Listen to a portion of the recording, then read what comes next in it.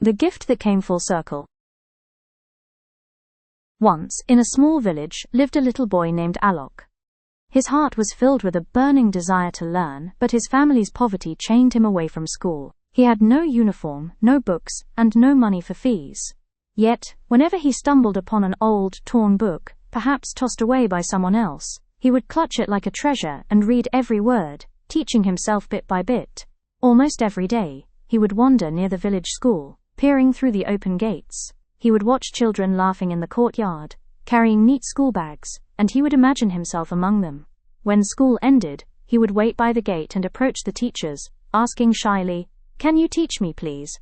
Most would walk past, busy with their own lives. But one day, a kind-eyed woman named Mrs. Meera noticed him lingering under a tree, looking tired, but determined. She walked over and gently asked, "Why do you stand here every day, son?"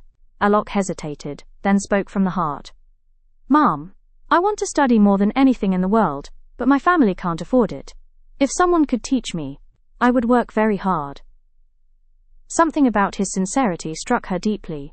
She took him by the hand and brought him inside to meet the principal.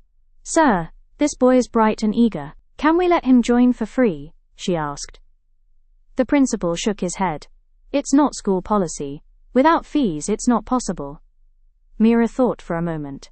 Then, with firm resolve, she said, "Then take it from my salary. Every month, he will study here." The principal agreed reluctantly, and Alok was admitted. That day, his joy had no limits. He laughed, cried, and danced around, thanking Meera over and over. She even bought him a new school bag, notebooks, and pencils. From that day forward, Alok studied with unmatched determination.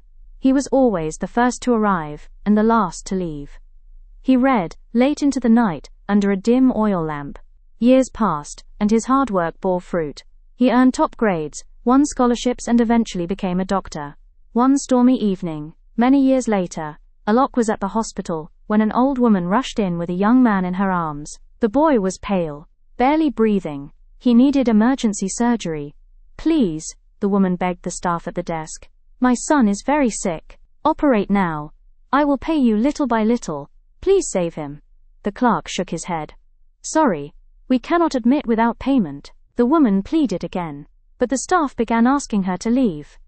Just then, Alok walked in. He glanced at the woman and froze.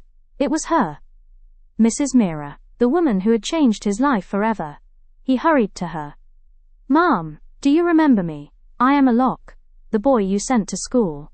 Her tired eyes lit up in recognition, and tears spilled down her cheeks. Both of them cried as years of memories came rushing back. Without another word, Alok turned to the staff and ordered, "Prepare the operating theatre immediately. This is my patient." The surgery was long and delicate, but successful. In the following weeks, Alok personally oversaw the boy's recovery, ensuring the best care possible. When the day of discharge came, Mrs. Meera held his hands and said softly, "Alok, I owe you my son's life." He smiled and shook his head. "No, Mum, I owe you my life. You gave me the gift of education when you had so little yourself. Because of you, I am a doctor today. This is not charity. This is a debt repaid." They embraced, and both felt the circle of kindness complete. Moral: one act of kindness can echo across a lifetime. Help someone when you can. You never know when your gift will return to you, multiplied.